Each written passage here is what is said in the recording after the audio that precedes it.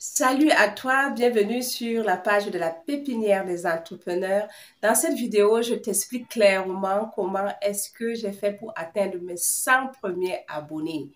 Voilà, je suis à 155 abonnés en date d'aujourd'hui, donc je suis très contente et j'ai pensé qu'il était bon de prendre une petite pause pour partager cette belle aventure que j'ai lancée depuis le 31 janvier 2023. Alors, comment est-ce que j'ai fait? Qu'est-ce qui a marché? Qu'est-ce qui n'a pas marché? Si tu as cliqué sur cette vidéo, certainement c'est parce que tu es aussi en début de cette aventure sur YouTube et tu ne sais comment faire décoller ta chaîne.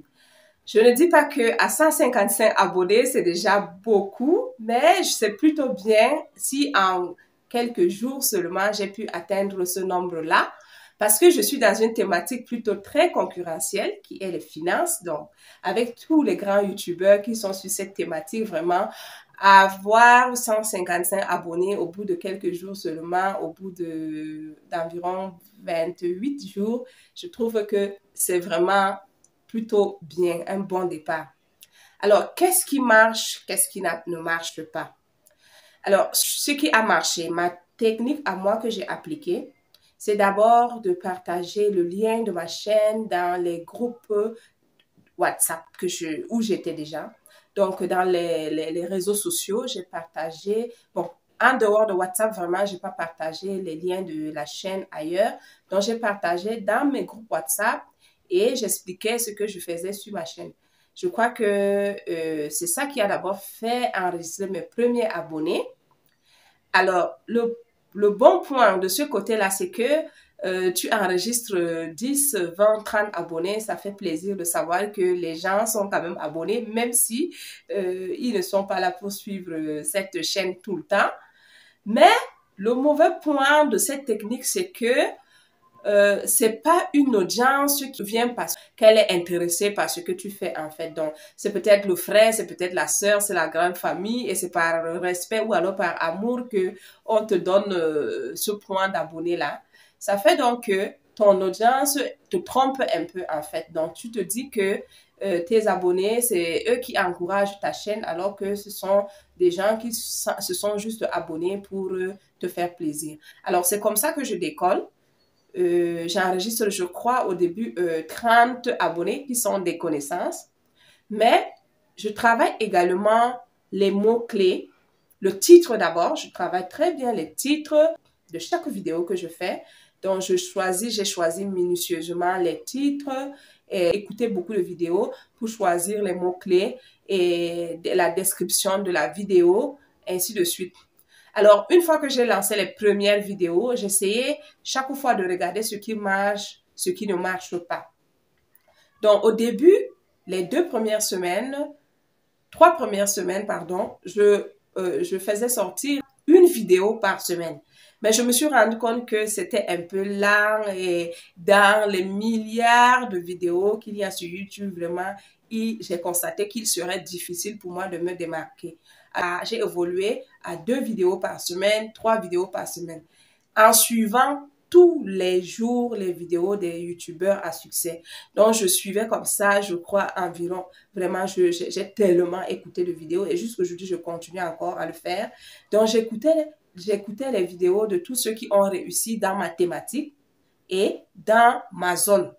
Donc, comme je suis en Afrique, donc j'écoute les vidéos de ceux qui ont réussi dans ma zone et dans ma thématique. Quelquefois aussi, j'écoute les vidéos des youtubeurs à succès américains ou alors des vidéos à succès français. Donc, ça me permet de voir un peu comment ils abordent leurs miniatures, en fait, les titres des vidéos. Donc, j'essayais un peu de jouer à ça pour comparer avec ma chaîne. Là, c'est une formule qui marche très bien. Ça, c'est vrai, seulement si vous le faites, ça marche. Par contre, ce qui ne marche pas, c'est de rester sur la même zone de type de vidéo, en fait. Par exemple, si tu as essayé 1, 2, 3 premières vidéos, ça ne marche pas. Il faut se poser 3 questions. Est-ce que c'est les mots-clés? Le problème, c'est au niveau des mots-clés.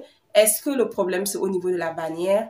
Est-ce que le problème, c'est au niveau du titre de la vidéo? Donc, à chaque fois qu'une vidéo que je faisais sortir ne décollait pas, je me posais ces questions-là.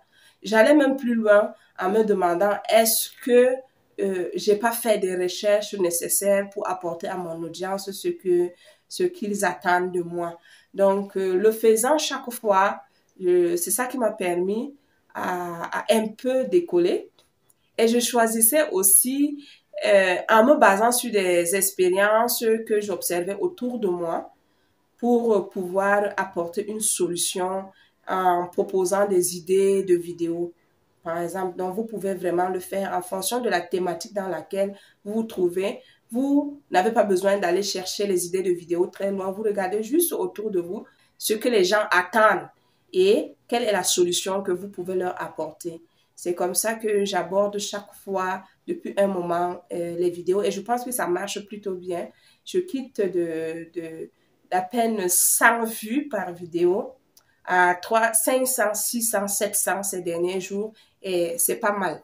Donc, et je travaille aussi vraiment, à chaque fois, j'insiste là-dessus, la bannière, c'est très important. Je joue sur le type de mots à choisir et les mots qui peuvent être accrocheurs. Donc, qu'est-ce que le spectateur peut rechercher, peut taper dans la barre de recherche pour obtenir des résultats, par exemple. Donc, si moi, j'ai peut-être besoin de telle chose, je vais partir peut-être sur une question. Donc, c'est facile de commencer, d'introduire les vidéos sur des questions ou alors de faire une vidéo de type plan. C'est comme ça que moi, je l'appelle. Je ne sais pas comment est-ce que vous appelez ça. Un peu ce genre de vidéo où tu dis, dans cette vidéo, tu vas présenter étape 1 telle chose, étape 2 telle chose. Donc, la vidéo est déjà bien structurée. Et lorsque le spectateur arrive sur ta chaîne, il sait que s'il traverse la première et la deuxième étape et que ça ne l'intéresse pas, il va tout simplement partir. Mais ça va te permettre d'avoir quand même déjà une vue, même si il ne reste pas longtemps, c'est déjà quelque chose. Et parfois aussi, il peut cliquer si l'introduction est vraiment très bonne, parce que l'introduction joue aussi également très, très fort. Donc, si tu commences à passer du temps à bavarder, à raconter ta vie en intro, vraiment, ça fait partir les spectateurs. Donc, je joue aussi un peu à ça pour que l'introduction ne soit pas très longue. Donc, pour le moment, c'est comme ça que je travaille. Et d'ailleurs, si tu es sur cette chaîne et en train de suivre cette vidéo, certainement, c'est parce que tu es aussi en début de cette aventure sur YouTube. Déjà, je t'invite aussi à m'encourager. Abonne-toi déjà. Si tout ce que je partage peut t'intéresser et partage aussi pour que vraiment je puisse atteindre mes objectifs.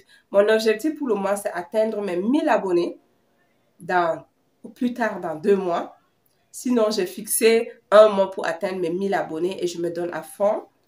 Chaque soir, je travaille sur ce qui peut intéresser la communauté africaine, puisque je cible plus la communauté africaine. Une fois que le YouTube m'a présenté aussi mon audience, j'ai eu à travailler, à segmenter en fait, et j'essaie de répondre par rapport au type d'audience qui reste sur ma chaîne.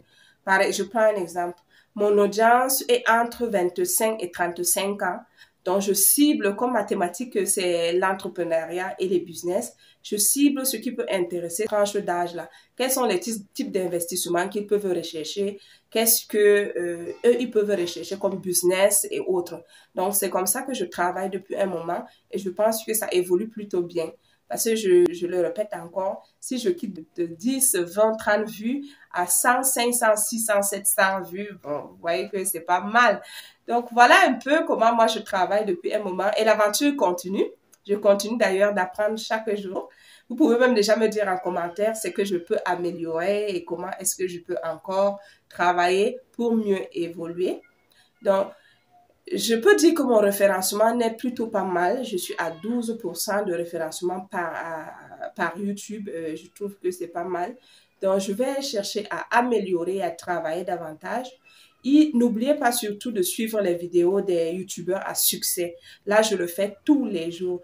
Donc, les YouTubeurs qui partagent la même thématique que toi et qui connaissent déjà un grand succès dans ta communauté. Alors, si tu es en France, tu vas suivre les YouTubeurs qui partagent la thématique en France. Tu peux également suivre même les YouTubeurs qui partagent ta même thématique en Afrique ou en Amérique et autres. Donc, c'est ce que je fais aussi. Donc, dès que je finis de faire tout ce que j'ai à faire, c'est ce que je fais.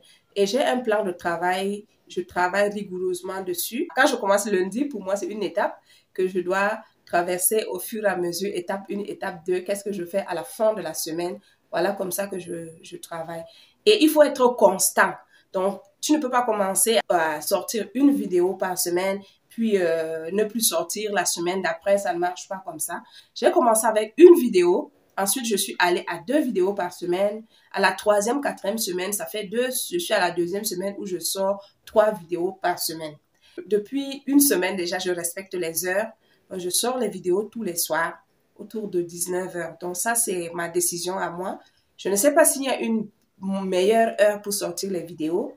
Les avis sont vraiment partagés là-dessus. D'autres disent qu'il faut sortir les vidéos à telle heure. Mais je pense qu'une fois que ton audience sait que c'est à tel moment de la journée que tu sors les vidéos, c'est un peu comme les émissions télé, quoi.